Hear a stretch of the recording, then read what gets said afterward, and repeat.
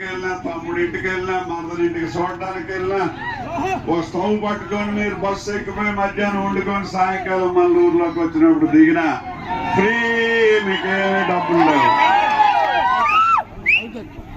మరి జగన్మోహన్ రెడ్డి ఒక విషయం చెప్తాను, నమ్మకం లేని మనిషి అని. ఎవరికైనా అమ్మ ఉంటది కదా, ఆడవాళ్ళకైనా మగవాళ్ళకైనా అమ్మలేంది మనం లేం కదా. మరి కొడుకు ముఖ్యమంత్రి అయ్యాడని జగన్మోహన్ రెడ్డి తల్లి ఎప్పుడైనా ఈ 5 సంవత్సరాల్లో ముఖ్యమంత్రి ఇంట్లో గ్లాస్ నీళ్ళైనా తాగిందా? ఓ పూట భోజనమైనా పెట్టాడా? మరి అప్పలేనిలు ఉంది, వదిని అన్న ముఖ్యమంత్రి అయ్యాడు ఇంటికెళ్ళి చూద్దామని ఆడపిల్లని ఒక్క పూట అయినా పిలిచారా?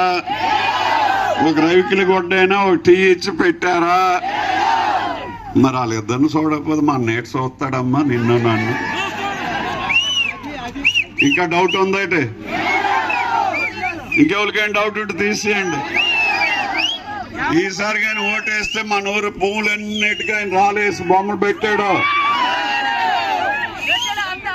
మరి నేను ఈ మధ్య విజయవాడలో ఉన్నప్పుడు డాక్టర్ గారు వచ్చారు నా దగ్గరికి. ప్రసవించడానికి వచ్చింది, ప్రసవించడానికి వస్తూ అందువల్ల ఆపరేషన్ చేద్దామని చెప్పి మేము థియేటర్లో తీసుకెళ్తే అక్కడ బిడ్డ అన్నాడు, డాక్టర్ గారు నమస్కారం అని. కడుపులో ఉన్న ఆయన ఇది ఏ ఊరంటే అని అడిగాడట.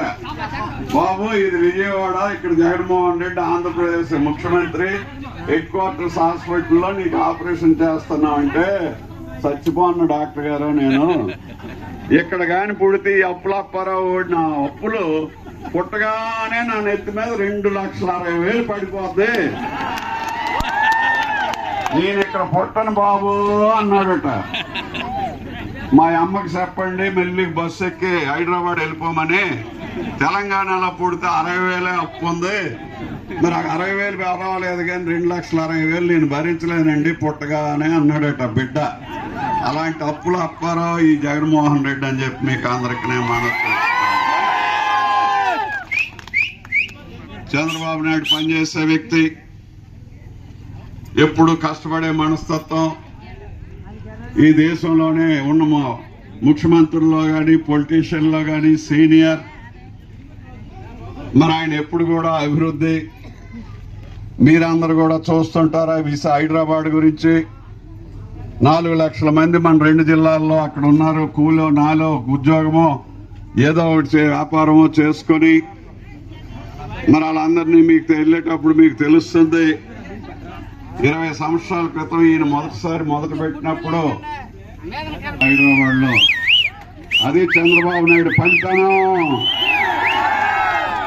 మళ్ళీ ఆయన మనం తేవాలా. ఈ 5 సంవత్సరాలు జగన్మోహన్ రెడ్డి గారు ఉండడం వలన మరి అభివృద్ధి చెందలేదు.